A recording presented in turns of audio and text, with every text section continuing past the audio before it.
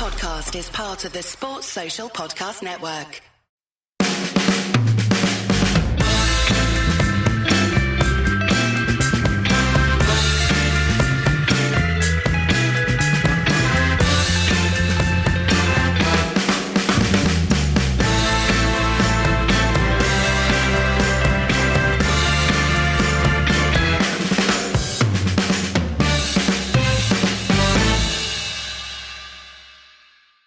All right, Wayne, we're talking in the aftermath of Manchester United 1, Copenhagen 0. Take that, you bastards. What a performance. What are we to make of that? There is it's quite a range of emotions to go through. The frustration. Oh, well, we went through the 7 stages, didn't we? Literally went through the 7 stages, considering the very real and palpable sense of grief. Which I'm not downplaying at all. I'm not downplaying for the humorous after effects of the other 6 stages which we went through. But yeah, it has been the old gamut of emotions for us today. I don't really... The grief of everything associated with the loss of Sir Bobby and the heavy emotion that's been in the air all around Old Trafford today. Yeah. Touching tribute, I thought. Oh yeah, I think look, there's a lot of criticism the club gets for a lot of things, but I do think that they handle occasions like this and Munich with a little bit of class. I do think that United do tend to do that, and there has been a lot of class with the way that they've handled this. I thought it was understated, but in a good way, you know? So not like the whole past few days has not been like over the top. Yeah. It feels like what's the word I'm searching for here? It feels in keeping with the man.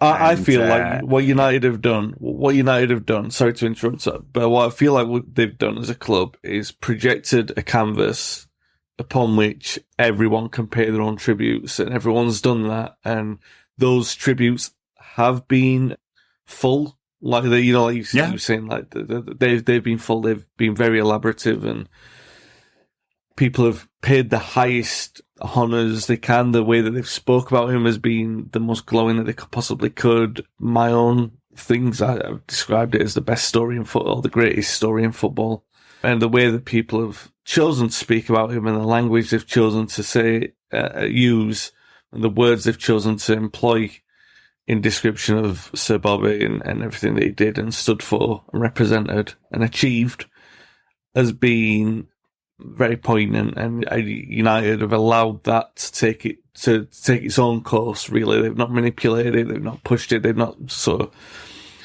made it into this big sort of thing. It's been very somber, very morose, definitely around Old Trafford. It's been very, very quiet. And it's just there's a lot of dignity there, and it's been very, very, very emotional. And ever since 4:00 on Saturday, really. And I know you've already covered this game on the pod, but with the Sheffield United game, the one thing that there are 2 ways of looking at a performance after a death that's that close. Is the one is that you excuse them for a poor performance, and the second is that the players use it as inspiration for a better performance. And neither of those things were true, really, because United's still hamstrung with the same kind of problems that they've had. And I think that it's too close to them going out for a kick-off that they had any real impact. I don't think that those players were close enough. Even Erik ten Hag, when he spoke about him, and I don't mean this with any criticism whatsoever, but the way that Erik ten Hag spoke about it was with a sense of detachment. So he didn't know him. You know what I mean? He's already part of the past of the club, whereas up until very recently, up until Erik took charge, he was very much present. He was very much up until the news of his diagnosis. He was everywhere. He was always around the club. So when it was this first period, really, where he's felt like he's part of the club's past only because of his illness.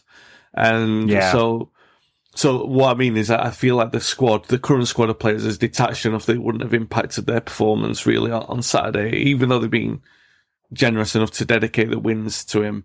Anyway, I know that this is one thing. I'm just speaking of one of these things one of these emotions being a range of everything we've went through. So that's just the first. Yeah. I didn't get a sense tonight that the emotion of the tributes before the game got to the players or anything like that. And I know you're not saying that. So, and I wouldn't really expect it to, really. I don't know how many of these players have actually met him, and he's a kind of historical figure. And they've been all been very respectful of that. And Bobby Charlton's place in Manchester United's history, which is obviously really significant. And the club have done a good job. And not a word has come out from the Glazer family, which is perfect. We didn't need any of them chirping in. And I think it's all been handled in the most appropriate way. And there are nice tributes from the fans outside in the Trinity statue, floral tributes, cards, scarves, everything you'd expect, really. So well played by the club. Full 3 hand clap emoji tribute. I'm not being glib. I'm just saying, well played. It was important that we mark this, and there'll be another opportunity against Manchester City on Sunday. I think there's something planned for that game too. And also, on the pitch. Also, by the way, just before we move on to Charlie, if anyone's listening to this in the interim, which they will be before the City game, there is still the opportunity to go down to Old Trafford and lay those flowers and to write in the condolence book until Friday. So that opportunity is still there for the general public as well. Which a lot of people have, including many of his contemporaries. Yeah. Paddy Crerand was there, Brian Kidd. We'll forgive him for joining Manchester City for this moment. Yeah. Well, he's actually got a pass. He's on the club in an unofficial way in club capacity again, because he's on the board as a representative of the MMMF. So so he's back at United in a minuscule, informal way. He's aligned with the proper side of Manchester again. But yeah, I mean, apart from that, the grief, there has been the other side of every emotion tonight on the spectrum. And it was, I mean, first of all, resignation that you're watching. And I came to this conclusion just before we scored in the second half. I think this may be our worst Champions League campaign. And there's some low bars lowering you through there. But I'm looking at thinking, standard of the opposition, what you expect from United, quality of European football as a whole, and this is what we're putting out. And what made me feel really pessimistic about it tonight was that we had balance back in the side for the first time in a long time. And all right, we are talking about Spurs as reserve left back, and we have seen him vulnerable in defensive positions in other games, and it has cost us goals. And you think, oh, well, we've got some balance on that left-hand side. And then you look at him and you think, well, maybe he's not that great. But, you're thinking, all right, well, we've got balance back. But at least he's got a left peg.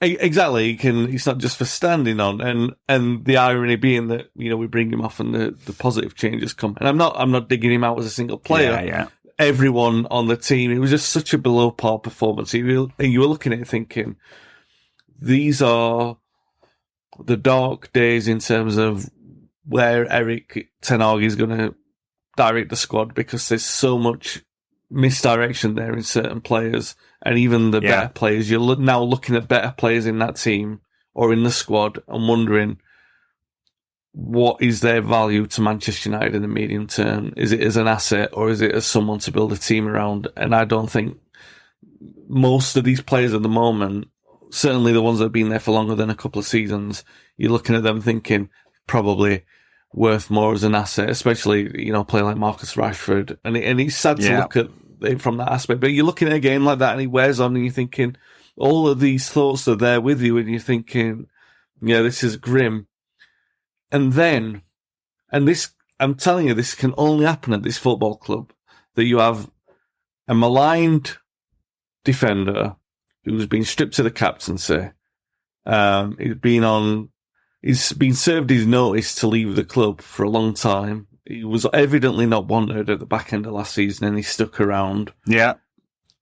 I don't necessarily think in attitude it's a bad thing to want to fight for your place, even though you can see that there's no future at the club. I think there's a large part of me that thinks that that's actually a good personality trait to have in a player. You want to see that in a player, even though you feel like that player should have moved on. Yeah, I'm suspicious of that narrative, to be honest, with Maguire, because I actually think what he said, although he has said things like, I want to fight for my place in the team, he also made it quite clear that there wasn't a financial arrangement that United, West Ham and the club could come to. But anyway, like, it's, I don't want to relitigate like Harry's move or lack of move. But yeah, look, he played well. He played well at the weekend, pretty well. Anyway, he's done all right tonight, and he scored a crucial goal. What more can you say? That's important, right? He's made a contribution. So did Scott McTominay, almost at the wrong end. Second penalty in a row.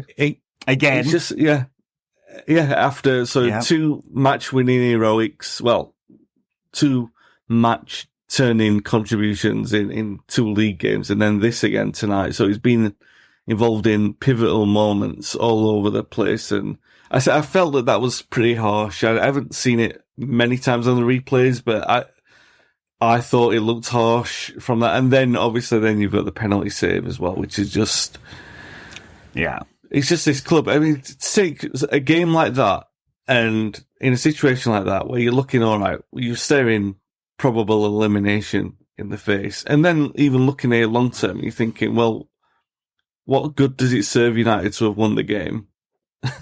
Really, in terms of where they go from. Hey, we could secure our place in the Europa League. That'd be exciting, wouldn't it? Scott McTominay, by the way, since we mentioned him, 30 passes tonight. 30, a whole 30.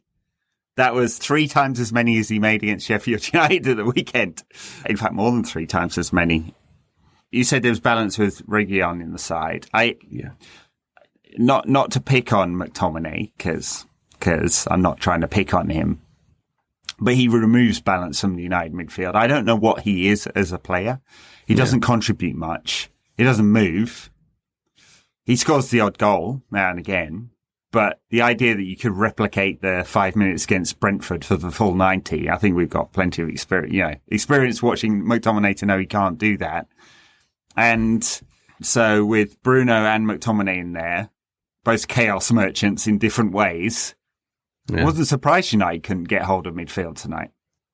I don't know what Ten Hag's thinking. I honestly don't. I mean, he like where we're headed with this. And this is not some kind of, let's get Ten Hag out. I can't see it. I can't see what he's trying to move towards. So I'm still yet to understand why Mason Mount was brought to the club.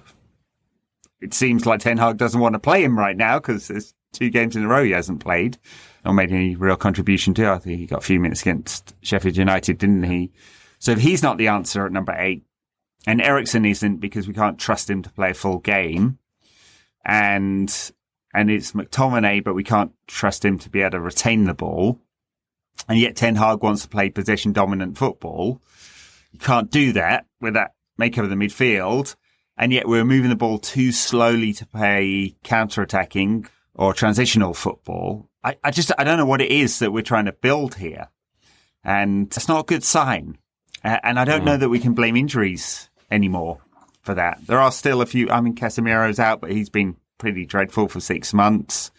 Kobe Mainoo's out, but he's never really played. We've got a lot of hopes on a player that has never really played. Luke Shaw is an important player, but he's not going to fix that central midfield.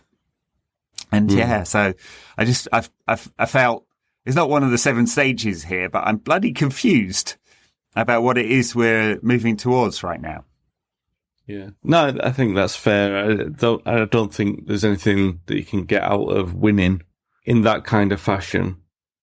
I was going to say in spite of that fashion, but especially because of winning in that fashion that can fill you with any optimism. Because, I think the injuries, and I'm first of all, I'm not Ten Hag out, and I'm a long way from that. I'm not even a Ten Hag skeptic at this point, but I am at the point where the injuries are an excuse for so much, and then they're not an excuse for the rest of it. And they're an excuse for example, missing your back four and Casemiro, even though he's been in poor form. That's 5 of your outfield team from last season who were so good and contributed to defensive solidity that we saw, and is uncontestable because we saw the improvements there. So obviously when you miss all those players, and you change your goalkeeper, you are going to see an effect. But then there's the other side of it, which is, well, if you don't have that, then at least you've got the midfield and the forwards, which more or less we've had a full complement. We've not really had a lot of injuries there. I know Mount missed a few games, but more or less we've had the complement that we've wanted in that regard, and they just look like 6 players who haven't played together before, and they have played together. Right. It's madness. And like Bruno looks lost. Anthony regressing, which is concerning because the thing what we've got with some players is that it seems like we've got players who definitely have got talent, individual talent, definitely have got talent playing in teams, but where those players play together in the different departments, it's like nobody's complementing each other. Like, we know what Anthony brings. Anthony has qualities when players around him are moving and creating space for his one trick, and they're not doing that. So if they're not doing that, and he's not the fastest player, I mean, and that's kind, then he's not bringing anything. And Marcus Rashford is doing his own thing, and when he's doing that and there's no balance in the side, then he's not bringing anything to the team. He's not helping Ireland either. And it's then you've got moments, Bruno, isn't it? Exactly. There's just no.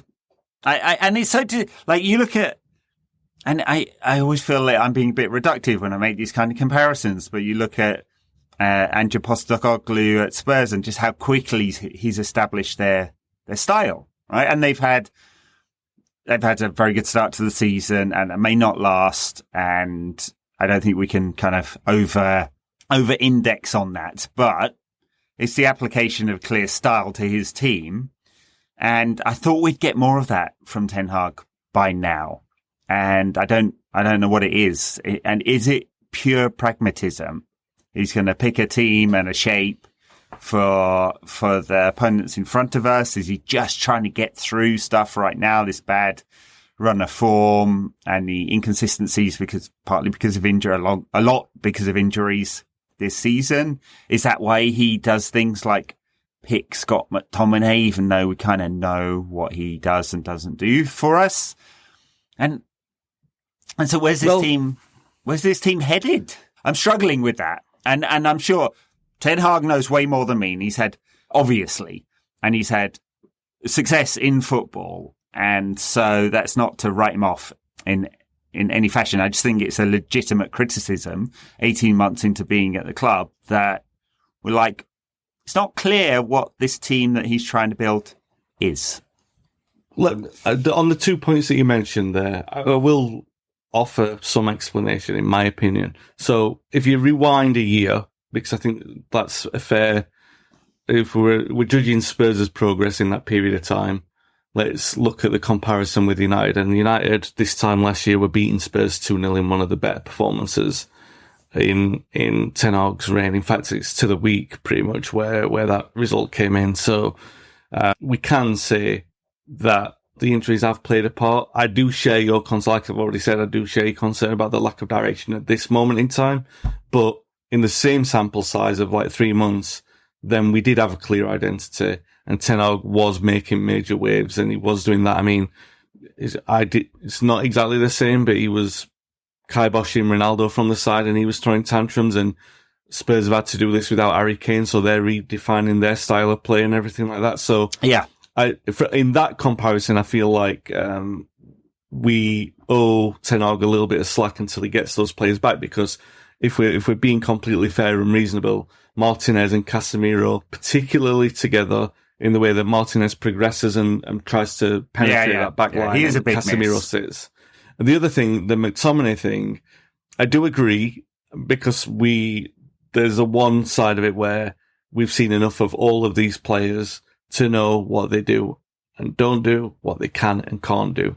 But when you have a player who has been playing very well internationally and then he comes on and does what he did against Brentford. I think it's only fair that he got those games against Sheffield United, against Copenhagen, because those are two games that, and we have just about afforded to carry that player in the team, and we've seen what he can do, the damage that sometimes having him in the team can do with A, the style of play, and B, the disrupt to the back line and the 2 penalties conceded. Yeah. And that'll probably, I'll be very, very surprised if he features at all against Manchester City, because I think it's obvious that it's not worked. However, I'm not going to dig out Ten Hag for giving him a chance in the same way that I look at, he brings on Martial and brings off Højlund, and I think, all right, this is to spare him the minutes and to give Højlund a rest. I can understand that, but there's nothing to be gained in Martial. Even if Martial had scored tonight, there's no point persisting with that, because you know where it ends up. Whereas with McTominay, I still feel like, not that there's a long-term benefit to having him in the team, because we all know what he can't do, but I didn't see the harm in giving him these run of games, because he'd earned it for that moment against Brentford. Sure, I guess. It's just but it is like you said, it's moments in the game and in the season, and that's the issue, because now you know that there's no long-term investment in that. There's no direction with where that goes, and that's the concern, because you look at tonight, and the biggest conclusion you've got from it is not that Maguire's going to suddenly be a permanent fixture in that side. Your biggest hope of a conclusion from that game is that it changes Onana's fortunes, really. Because there's nothing else to come out of that other than thinking, hopefully he's more confident. Because, look, the one thing we should say is that it was a magnificent save from the penalty. That was a great save. And I've been very critical of his goalkeeping. I've said some unkind things about him, but that was a great save. And that's the best conclusion you can get from it, because there's nothing else that makes any sense from what we saw. Yeah. There's nothing got his that hand makes in the you wrong think, place, though. I mean, no, I'm being churlish. He did get his hand in the wrong place. He got an arm there. I really hope it changed his fortunes as well. He made a good save earlier, diving away to his right to stop a potential Copenhagen goal. So, I hope that gives him some confidence, and literally the last touch of the game, wasn't it? Because the ref blew for the full-time whistle straight after that. And look, I guess the key moment, United's goal came from Eriksen's great ball. I guess Ten Hag can't trust him, or doesn't trust him to play the full game, but he's made an impact as a sub. 5 games in a row now that he's come on as a sub, and he does make an impact in that role. So if he's happy doing that, and Eriksen's happy, and Ten Hag's happy doing that, then fine. Great ball, good positioning from Harry, fine header, solid goal. Yeah. But it is all moments, isn't it? And I was thinking, I was musing did I write this down on Twitter, or did I just think it in my own head? I was like, United will probably find a moment in this game, because the players are just so much better, right? Yeah. And again, to be reductive, Copenhagen's annual wage bill, £12 million. United got 6 players that earn that themselves.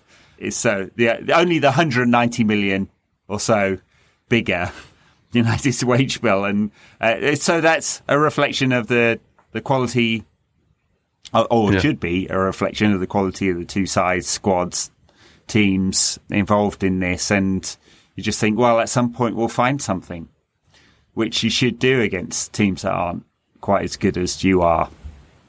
Yeah. But it wasn't systemic, right? I didn't think, oh, well, we've got a way of moving them around here that is bound to create 5 or 6 good chances, and we're bound to score one of those goals. It was just more like someone will come up with something, and that's worry, because it's like a good 6 months before, since United have consistently put in those like kind of strong performances. I asked on Twitter again, like, when was the last time? Because I genuinely can't remember it. I'm getting into like when 90 minutes of, that was good, lads. That was good. And the other thing that worries me is they're so static at the moment, and it was so slow. And if it was right at the end of the season, I'd be going, oh yeah, they're tired. All right. But it was like, do they know where they're supposed to be at any one time? And is it instinctive? Clearly not.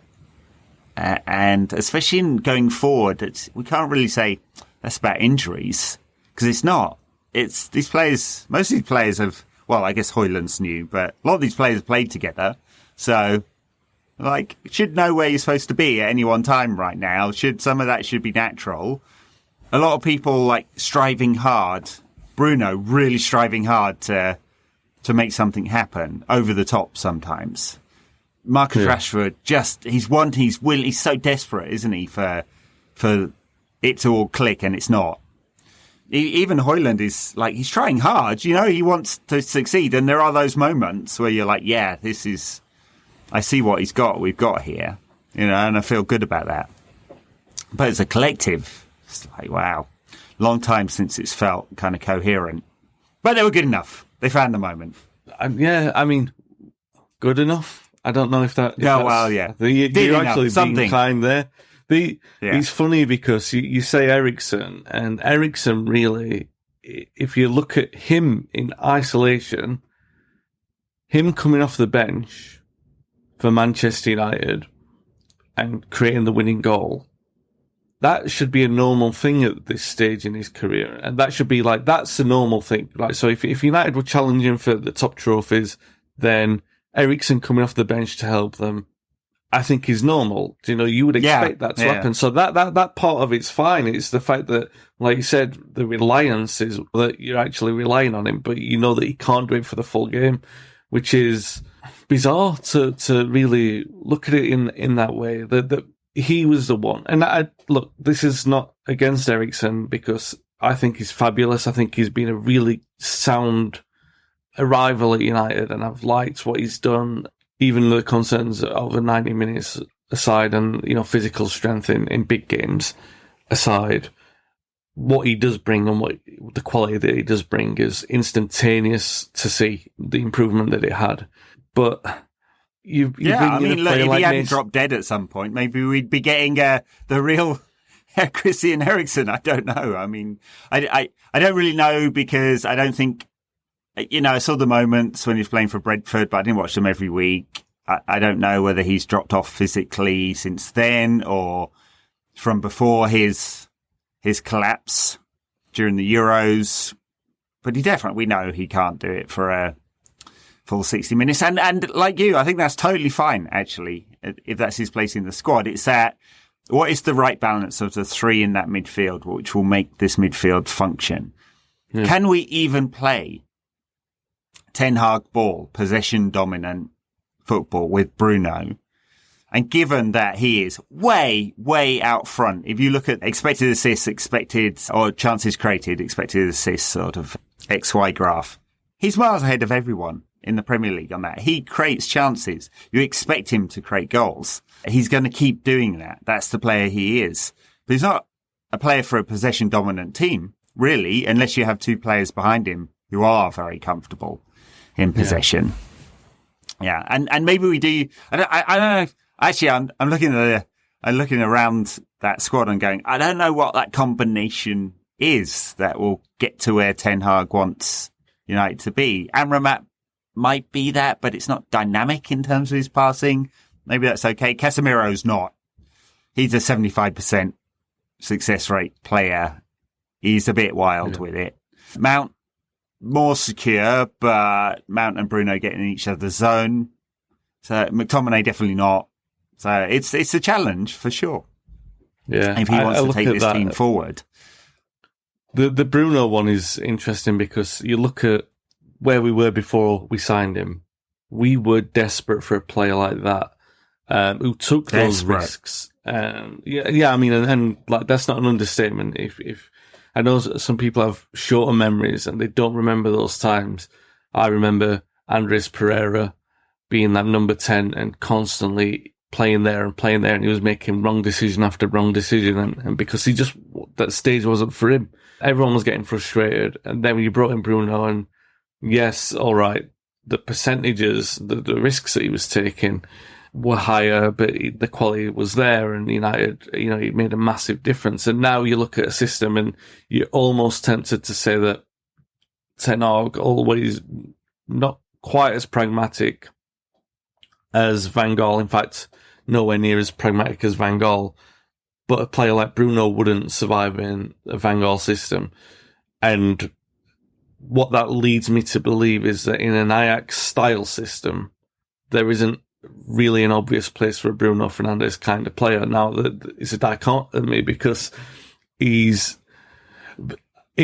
makes me think back to a number of United players over history. I'll go Premier League history just because of my age. When football was invented. Yeah. Exactly. So if you look at players who booked the system in terms of they came into a formation where there wasn't an obvious fit. So you got Cantona, massive hit, everything fell into the right place. There wasn't an obvious place because we weren't playing 4-4-1-1, we were playing 4-4-2, and Ferguson was looking for a striker to play as a number 9 off Mark Hughes. That's why he was after Shearer and why he was after Hurst. And then Cantona was playing behind Hughes. And what happened was Hughes brought everyone into play and it changed everything by accident, but a happy accident. Yeah. Veron, a magnificent player. I still enjoyed the 2 years he played for us because I really wanted us to sign him. He was such a beautiful player, but he didn't fit. He didn't fit because Nicky Butt, Paul Scholes and Roy Keane were better midfielders for all that system at that time with that squad and the needs that we had at that time. Kagawa is another player that we signed who were extremely talented, but and obviously Fergie was desperate to have a player like that in his team, but there was just no place for him because it didn't seem right. No Ferguson side ever really played with the pure 10 like Kagawa was. No. And he ended up playing him on the left as a result, right? So. Right.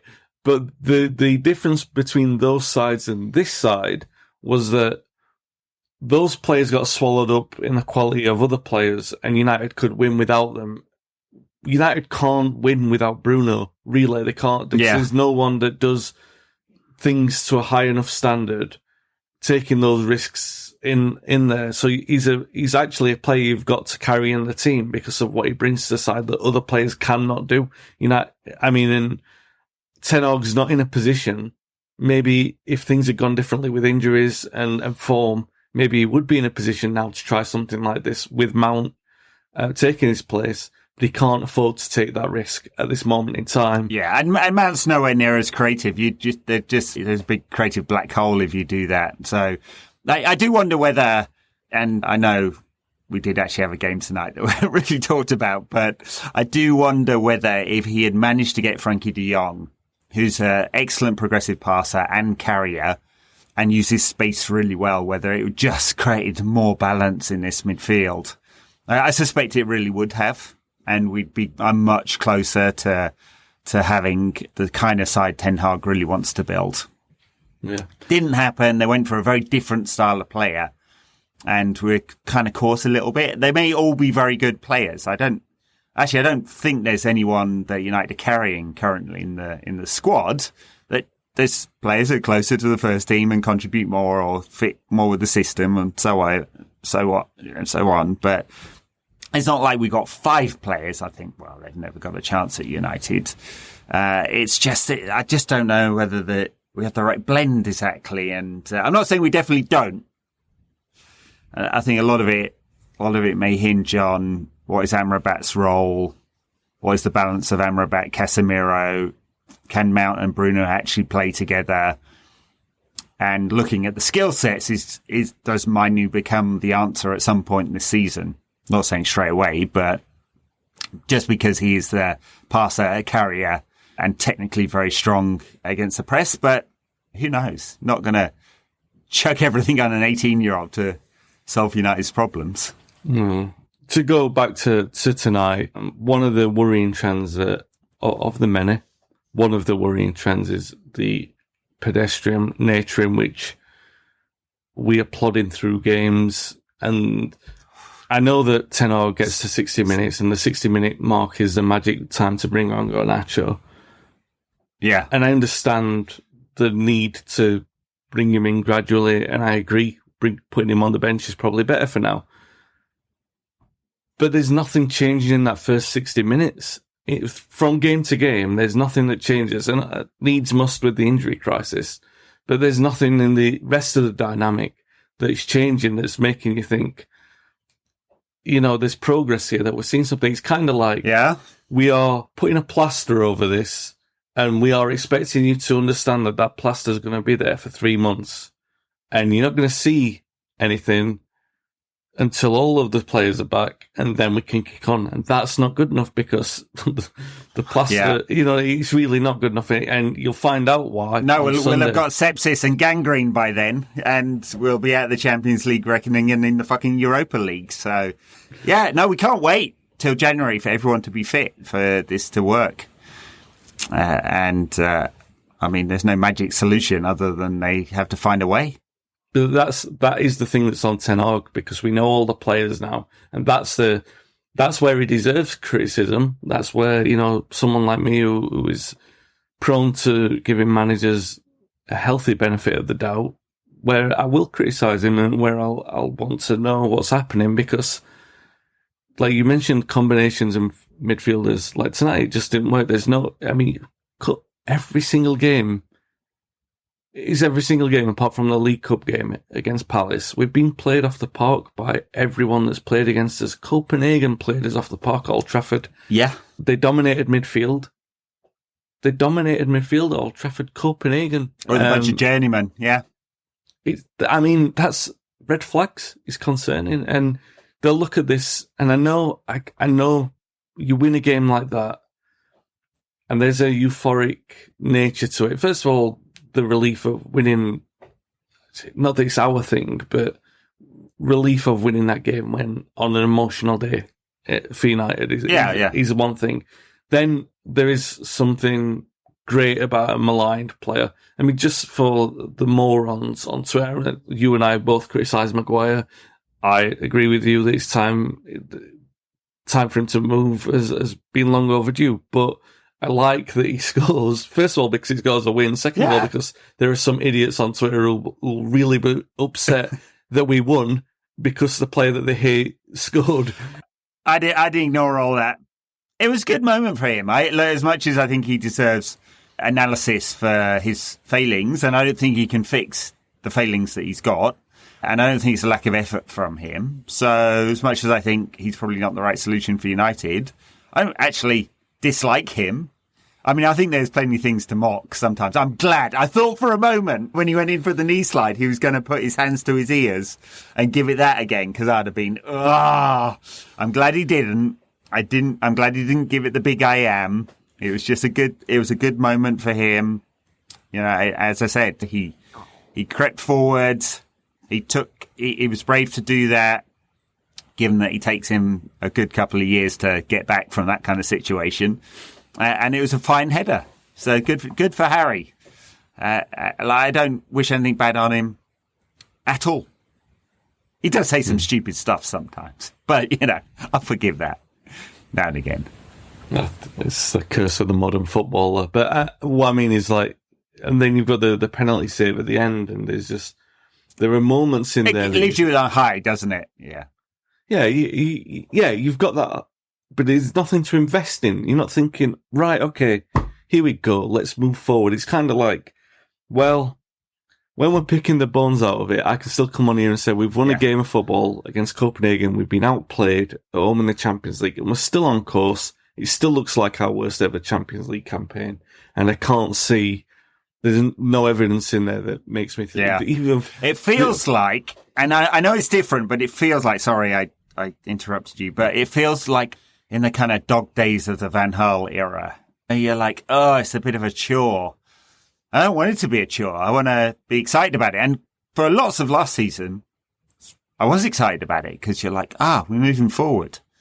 I can see, but then it's hit some buffers. We were debating old Rankcast WhatsApp group, debating whether this is like Ollie ball without the vibes or Van Gaal ball without the Van Gaal's personality. I'm not sure. There might be the worst of both worlds there. Yeah. It's a bit hard going at the moment. Is it Partridge who was the blurst of Worth worlds or something like that? Right. Back of the net. And another one. I was watching that the other day, the Partridge 94 World Cup thing.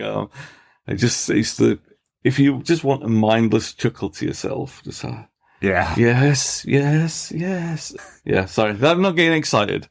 Yeah, so where were we talking? What were we saying? Oh yeah, you were talking Ollie Ball and Van Gaal Ball. Well, the comparison I was making prior to the international break, and it was kind of spooky, really, that it happened the way they did. It was the vibes of the entire thing. I was starting to feel like it was not in terms of where we are with Ten Hag, that's in terminal decline, but there was a mood that felt similar to Mourinho's last weeks in charge. And I'd made the comparison. I might have even made it on this podcast last time I was on. The last October game that we played under Mourinho before we went into the international break was against Newcastle at home, and we were 2-0 down, and we came back to win.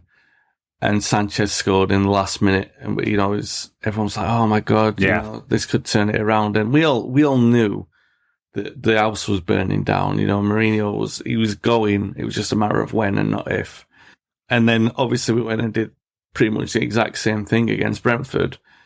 And I remember walking away from that. I mean, again, the euphoria of having won in the last minute, but nothing that makes you think because of the reality of knowing where Scott McTominay fits into the manager's plans or the future direction of the club. Nothing that makes you think this is a turning point. And then you move forward, and I'm pretty sure we probably had some. The Juventus, we won at Juventus after that under Mourinho, didn't we? We even won at. So I'm saying there was still some. Lukaku scoring that one? I'm forgetting now. Matter with 2-1 away at Juve, wasn't it? Yeah. So yeah. What I mean is there was still some wins in there that made you think, oh God, like we could be doing something. But then obviously there were the big pitfalls, and I know we're going to jump to City at some point, but you know what I mean? You're lurching from one grasping nettle to the next because you come away from a game like tonight and you're thinking you really want to be feeling more positive about it, but you can't help feel that when United do things narrowly, it's not like the old days when it was like swashbuckling Cavalier. They've got away with it, and they can use that as inspiration to kick on and do a run. It's like, no, this United team get away with it, and then in the next game they're likely to get found out. And that's my worry. For Sunday. Talking good moment, good moment to get to the next game. I think Great. City at the weekend. Oh God, it's not right. But I can't help feel, I just hope we don't get absolutely battered. I should be hoping for more, though, shouldn't I? Of course you should, but I feel that most people will feel that way. I certainly feel the same way that you do. I've got very strong apprehension about it, and let's be fair about this. This isn't a Manchester City team that have kicked on from winning the treble. They don't look imperious. They've not grown in confidence. You look at that City team, you look at the rest of Europe, they're still favourites to win everything. They could well win another treble. If you were a supporter of Manchester City, and this is the only dig that I'm going to be able to afford to get at them, considering my very strong pessimism for this, the only dig that I can aim at them is that if I was a supporter of that team, I would really want them to take a moment like winning the treble and kick on when they are so obviously superior to everyone else in European football that I'd want to see my team turn on the side. After we won the treble, all right, we didn't win the European Cup after, but the way that we played in the league the season after, we were magnificent. In that 99-2000 season, we played some incredible football. And you're not seeing that from this City team. But having said that, you'll see it on Sunday because the difference of being able to turn it on from United's not being able to turn the bad stuff off. Yeah. Unfortunately. We can, and also, Erling Haaland, although he scored quite a lot of goals this season, he has missed 9 big chances. And I think if he hadn't, City's fortunes, it feels like, I think what I'm trying to say is, the reason why the results are a bit mixed are the details with City rather than something more systemic. Yeah. And the reasons why United's results aren't as bad are the details. And it's not about the system. I'd be more confident about City coming out of their relative rut than I would about United progressing from here. And like even with like not getting it all quite right and trying to find the right balance without De Bruyne, they have players who've progressed. I mean, Alvarez is a much better player this season than he was last season. They're still trying to find the right balance, having lost Mahrez. De Bruyne's been injured. Fernandinho's gone. Rodri's out. So he's trying to find a mix, and he's tinkered around with it. Hasn't quite worked. They lost to Arsenal. They lost to Wolves. Did they lose another one in there? Newcastle? Did they lose to Newcastle? I forget now. Yeah. In the cup, yeah. So, not perfect from City, but I feel like that's a standard pattern sometimes. And you, like last season, Arsenal were ahead for 99.9% of the season. That's not true, but, something like that. And you just knew that City were going to come. Yeah. Inevitably. Yeah. Like that migrant workers are going to get abused. And so that City are going to win football matches. That's a heck of a comparison, isn't it? Yeah. Even and where did I pick that one up from? I don't know. It was very, very nuanced, very clever. Yeah, I think if you look back at Van Gaal and look back at Mourinho, and I think that they might have looked at this Man City team, saw where their vulnerabilities are, create a game plan to exploit them, or at least do as much as they can to exploit them. I look at this United team, and I don't doubt that Ten Hag could probably do that with a full complement. Yeah. But I look at this team, and I think, I don't know if they've got the footballing intelligence to not get pulled all over the place. But I mean, there are holes in this United team all over the place, and even a weak City team, they could probably put out, and I really hate to say this, they could probably put out a team with 6-7 changes and take a win from Old Trafford at the moment, and a comfortable win in terms of they could play their style, dominate the ball, and make us look hopeless. And I hate thinking like that about this team, because we saw what they could do last season, but there's an attitude that's missing there at the moment that was there. Yeah, that does sit with the players, but I do think some of it sits with the manager as well. And I don't know. I can't see. Well, I can't. Will he find a system to be? Because I look at the City side of playing three at the back, and what you do want to do is overload the wings and try and exploit those areas behind, because they're pushing Grealish, Foden, Doku, who just looks great, sadly, like really high up the pitch, and taking some risks there by having three at the back and two sitting in front. And so if United could overload the wings or make the switch from left to right, it's just like, how are they going to do that? Right? With the mix of wide players that we've got, they all want to come inside. Yeah, and also I just don't see it. The players that United have got in those areas, even if they were disciplined enough to stick in those areas and, like I said, exploit the wide areas, they're not. The ball doesn't stick to them to make that. You saw it today. Yeah. I mean, you can't help but laugh, like with irony. The way that Rashford miscontrolled, and then even Garnacho miscontrolled, is that in those situations against a team like City, United they're not going to be able to afford to be profligate, really. And United don't have players who are clinical enough to like Arsenal. Their big difference in being able to at least pretend to look like they compete with City is that they do have players who can be clinical. Like Saka is a kind of player who, when he gets the ball, you think he's going to score a goal. Whereas Anthony gets the ball in that position, you hope he's going to score a goal or do something. Whereas Saka, you expect it. And you just can't see that against City. Ironically, I'm saying that, and Anthony did score a great goal against City last season, but we lost 6-3, and therein lies the detail. United can do things like that. Details.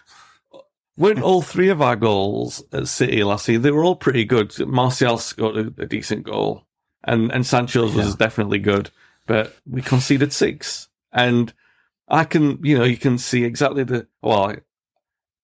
I guess the difference. At this stage, I take a 1-0 defeat or something. I just don't want to get battered again. Yeah. Like, I'm sick of playing City and Liverpool and then hammering us. Yeah. But I think, even though I agree with you, again, and I don't want to be too pessimistic, but I guess that this is a way that this is rounding out. What if we win on Sunday? It'd be a great moment, but it will just be that. Yeah, you're still not seeing the green shoots, really. You're not seeing the green shoots because there's nothing there until this sort of 5 or 6 months turnover of what's going to happen next in terms of the squad, in terms of the top of the club and everything like that. And I think that's the most depressing thing of all, is that it doesn't. I think for a long time, maybe over the last 18 months, when we're talking about Rangnick, when we're talking about the change of manager, and I know this isn't strictly relating to the game tonight, but it is, and I think it's pertinent to talk about a feeling like this after a win. Winning in dramatic fashion like we did, is that you can win like this, and you can look forward to a game on Sunday and not know the outcome of the game and think we could win that game and still feel pessimistic about what the future holds, because now it's not any longer about, sorry to just ramble on with this point, Ed, but when we were back with the Rangnick era, you're looking at those players and thinking, all right, well, a lot of you are in last chance saloon. Well, the doors have closed on last chance saloon. There's nothing to be learned about this anymore. And it's like, so there's nothing to be learned about anything until we are in a position to be able to turn over some of the squad.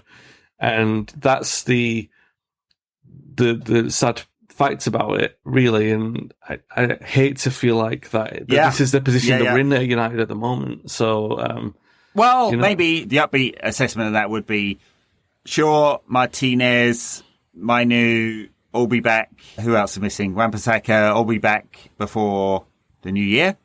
So Jim comes along with his absolutely massive checkbook. Better call it a day there. You got any predictions for the weekend? Famous victory for Manchester United. As the great Clubber Lang once said, pain. All right. Thank you very much, Wayne.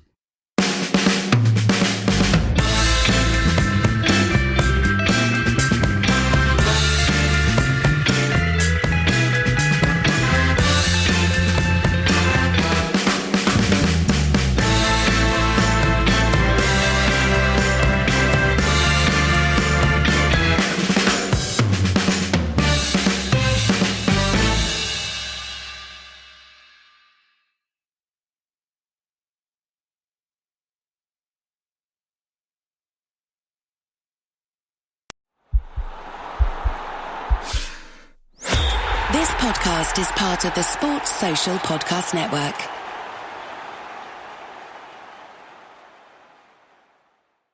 From walking barefoot in the snow to hiking for miles for a view, it feels good to connect with our simpler side. Simplifying your wellness with Kachava's all-in-one nutrition shake feels good too. With 25 grams of protein, 6 grams of fiber, greens, adaptogens, and more. No fillers, no nonsense, just the highest quality ingredients. New customers get $20 off an order of 2 bags or more now through January 31st when they go to Kachava, KACHAVA.com, and use code FITNESS.